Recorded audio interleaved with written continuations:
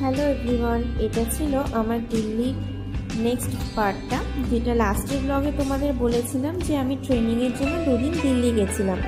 তো ফার্স্ট ডেতে আমার ট্রেনিংটা অনেক তাড়াতাড়ি হয়ে গেছিলো 5টার দিকে। তো তারপরে অনেকটা টাইম ছিল, আর নেক্সট ডেতে যেহেতু আমাদের এক্সাম ছিল এবং তারপরে আমাদের রিটার্ন ফ্লাইটও ছিল। তো ফার্স্ট ডেতে 5টার সময় ট্রেনিং হওয়ার পরে তারপর আমরা এয়ারপোর্ট থেকে ক্যাব বুক করে ঘুরতে চলে গেছিলাম। তো ফার্স্টে দেখো এয়ারপোর্ট থেকে মেট্রো নিয়ে নিয়েছিলাম। মেট্রো করে আমরা যাচ্ছিলাম নিউ দিল্লি মেট্রো স্টেশনে। তারপরে নিউ দিল্লি মেট্রো স্টেশন থেকে আমরা চলে যাব লালকেল্লাতে। তো সেখানে ফার্স্টে আমরা জামা মসজিদ গেছিলাম। জামা মসজিদটা খুবই ভালো লেগেছিল, মানে খুবই ভিড় ছিল সেদিনকে, কিন্তু আমাদের যেহেতু একটা দিনের মধ্যেই কভার আপ করতে হবে, কারণ নেক্সট দিন কোনো টাইম নেই।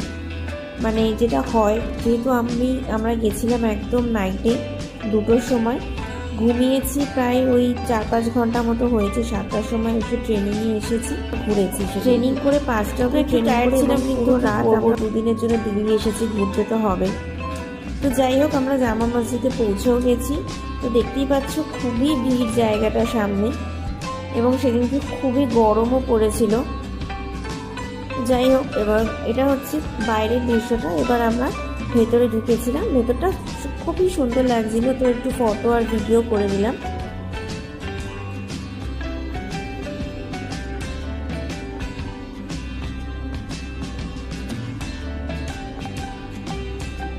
তো জামা মসজিদটাতে কিছুক্ষণ থাকার পরে তারপর আমরা চলে গেছিলাম লালকেল্লাতে।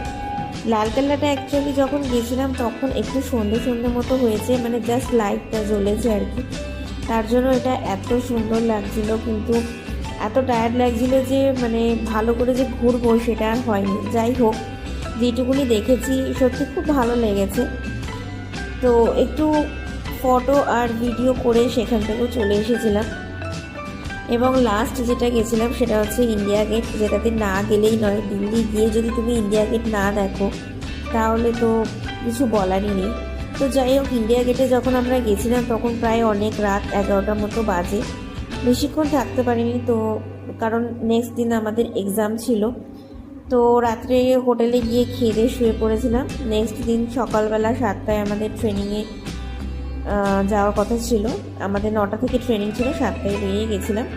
9টা থেকে 3টে অবধি আমাদের ট্রেনিং হয়েছে, তারপরে এক্সাম হয়েছে এবং 4টের মধ্যে হয়েও গেছিলো। তো বিকেলবেলাটায় একটু খেয়ে দিয়ে তারপর আমরা চলে গেছিলাম এয়ারপোর্টে, কারণ আমাদের 8টার ফ্লাইট ছিল। তো কথা বলতে বলতে এয়ারপোর্টে চলেও এসেছি। এটা হচ্ছে টার্মিনাল 1।